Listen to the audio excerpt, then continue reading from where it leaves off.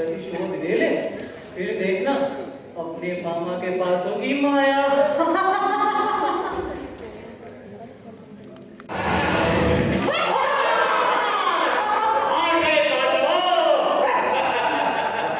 मेरे बच्चों, मैंने बोला था ना, रणभूमि में खेलने से पहले मनभूमि में खेला जाता है।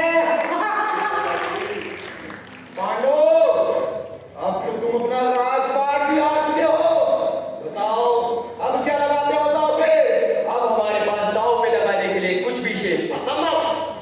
एक अनमोल हीरा तुम्हारे पास अभी भी बाकी है। पांचाली द्रौपदी। मेरे बच्चों शांत, क्या कहते हो? लगाओगे पांचाली को दांव पे? क्या पता इस बार तुम सब कुछ जीत जाओ। राजकुमार दुशासन, स्मरण रहे तुमने अपनी मां समान भाभी एक कुलरघु के बारे में अपशब्द प्रयोग करके स्वयं के विनाश का निमंत्रण दिया है। तुम ऐसी स्त्री को कुलवधू नहीं कह सकते जो 5 पतियों की पत्नी है। अंग्रेजगण अपने सामर्थ्य पर घमंड करते हो और एक दुर्लभ भिखारी की भांति अपशब्द बोलते हो। स्मरण रहे अपना सारा ज्ञान, सारा सामर्थ्य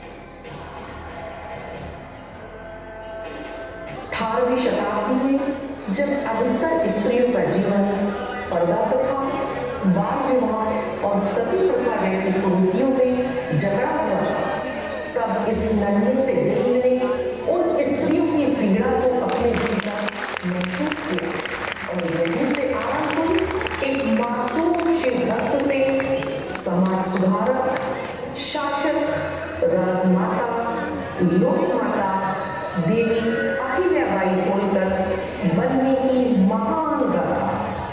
अहिल्याबाई होलकर जी के विचार, वीरता, उपलब्धियां और त्याग हमारे जीवन को प्रभावित कर एक नई दिशा देती है।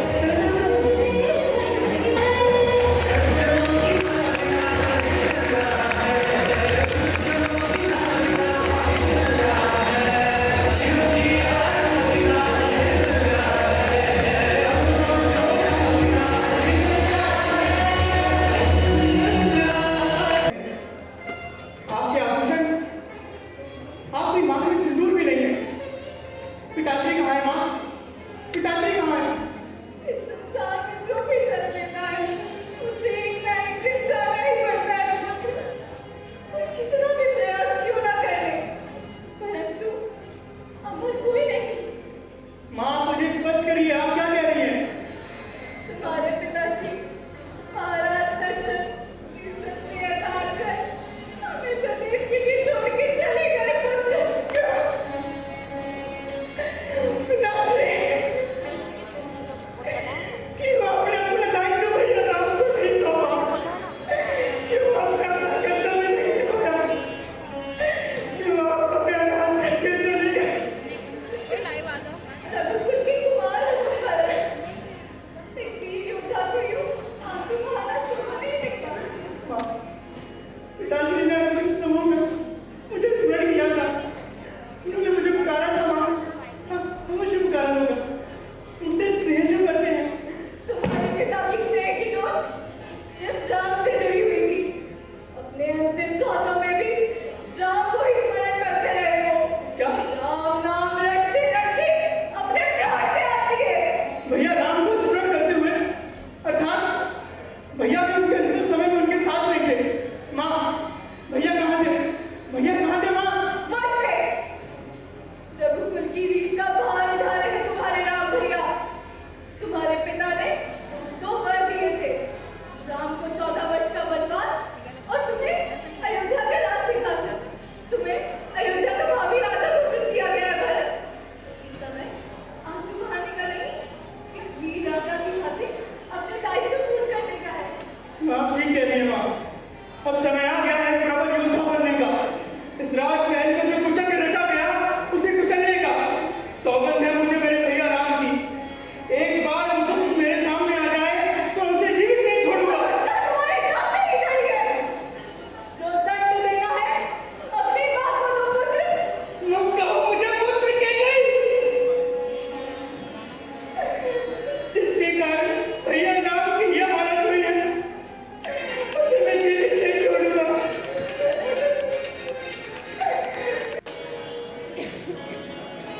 महाराज, हमारा सौभाग्य है जो आपने इसे स्वीकार किया। वाह, इतनी सुंदर साड़ियां हमने कार्यशाला में अपने हाथों से बनाई है महाराज। कार्यशाला में। जी महाराज, हथकरघा उद्योग चलाकर छोटी रानी जी ने हम पर बहुत उपकार किया है। 2 वर्ष पहले मेरे पति की मृत्यु हो गई थी। हमारा परिवार दाने दाने के लिए तरसने लगा था, लेकिन हथकरघा ने हर एक को सहारा दे दिया। अब हम घी लगाकर रोटी खाने लगे हैं महाराज। आजीविका का साधन मिलने से हमारे परिवार में शांति और खुशहाली आई है। धागों के ताने बानों ने हमारी उलझन को सुलझा दिया है महाराज। हमारा जीवन हरा भरा हो गया। प्रजा का सुखी राजा की सबसे बड़ी सफलता है। महाराज, छोटी रानी जी दया की देवी हैं, कला की पारखी हैं, गुणों की खान हैं और हमारे लिए वरदान हैं। नहीं नहीं, ये सब तो बाबा साहेब के आशीर्वाद का फल है। जीती रहो अहिल्या। मालवा में चारों ओर सुख और समृद्धि की बातें सुनकर मुझे लगता है कि हमें अपने राज्य की सीमाओं को चारों ओर फैलाना शुरू कर देना चाहिए। तुम्हारी इस संबंध में क्या राय है अहिल्या? राज्य के आर्थिक विकास का सबसे बड़ा साधन व्यापार ही होता है। अपने हथकरघा उद्योग द्वारा निर्मित वस्त्रों की बाजार में बहुत मांग है। यदि हम उत्पादन बढ़ाते हैं तो लाखों लोगों को रोजगार मिलेगा। मालवा की कलाओं को प्रोत्साहन और इसके द्वारा सीमाओं के विस्तार में भी मदद मिलेगी बाबा साहेब। सीमाओं का विस्तार वस्त्रों से नहीं होता है अहिल्या, इसके लिए शस्त्र उठाने पड़ते हैं। शस्त्रों से सीमाओं को तो जीत सकते हैं युवराज जी, लेकिन दिलों को जीतने के लिए तो लोगों को आय के साधन उपलब्ध कराने होंगे। तो आप क्या चाहती हैं कि राजा अपने राज्य का विस्तार न करे? विस्तार से ज्यादा हमें विकास पर ध्यान देना चाहिए। जब हमारे उद्योग और व्यापार की सौरभ सभी दिशाओं में फैलेगी तो निसंदेह दूसरे राज्य व्यापार करने के लिए हमसे जुड़ जाएंगे और यही होगा सही मायने में राज्य का विस्तार। प्रजा से अलग राजा की अपनी एक दुनिया है, उसके शौक और महत्वाकांक्षाएं भी होती हैं। अपनी प्रजा की सुरक्षा के लिए शस्त्र उठाना एक राजा का कर्तव्य है, किंतु शौक और आदत के वशीभूत होकर तलवार चलाना अपराध है। तो क्या आप हमें अपराधी घोषित करना चाहती हैं अहिल्या? बिल्कुल नहीं, हम तो सिर्फ सत्य से साक्षात्कार कराना चाहते हैं। इतिहास साक्षी है इस बात का, आज तक तलवार की नोक पर ही साम्राज्यों का विस्तार हुआ है अहिल्या। इतिहास किस बात का भी साक्षी है युवराज। राजा महाराजाओं ने हथकरघा, हस्तशिल्प और कलाओं को बढ़ावा देकर अपने व्यापार को फैलाया और दूध में शक्कर की तरह संस्कृतियों के सम्मिश्रण से साम्राज्य का विस्तार हुआ। मानचित्र में तो विशाल साम्राज्य बहुत अच्छा लगता है खानेराव, किंतु साम्राज्य की विशालता उसके क्षेत्रफल से नहीं, प्रजा की खुशहाली, सुरक्षा और उनके जीवन स्तर से तय होती है। प्रजा को सुखी और सुरक्षित किए बिना कोई भी साम्राज्य टिक नहीं सकता। तुम्हारा कहना उचित है अहिल्या। बाबा साहेब आशीर्वाद दीजिए।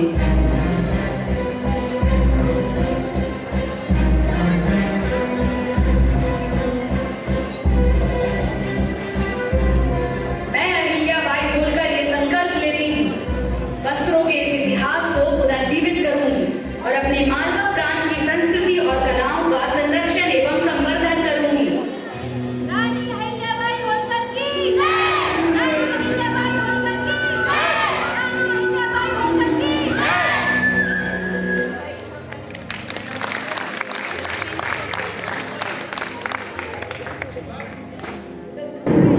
हमें क्षमा कर दो पंचर, क्षमा कर। हम विश्वनाथ की आज्ञा का विरोध नहीं करते। विश्वनाथ को दुर्योधन का आदेश मानना पड़ा। हमें क्षमा कर।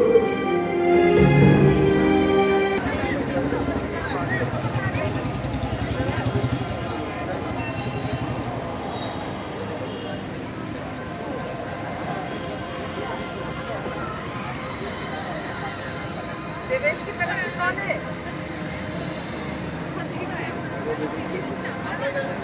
देवेश का फोटोग्राफर कौन है भैया? सारे देवेश हैं। ठीक है।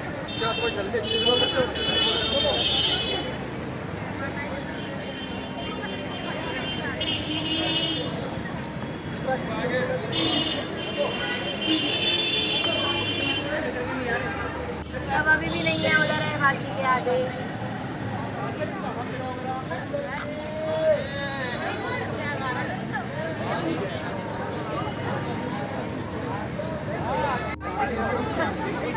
सब लोग कहाँ? सब लोग आ जाओ, सब लोग आ जाओ।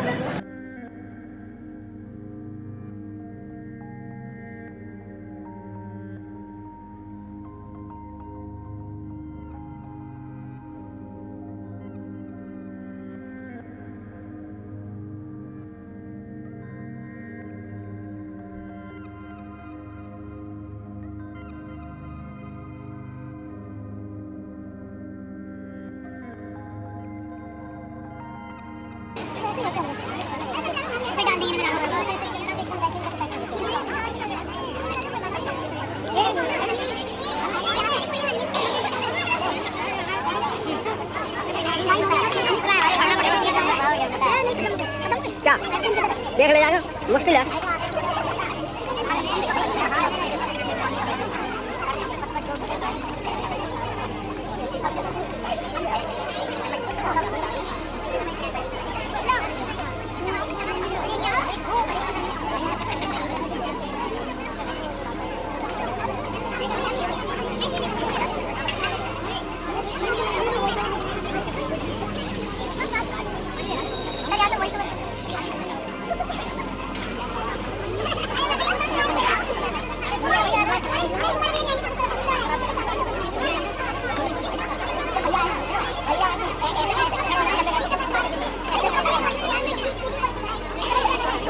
जा रहा है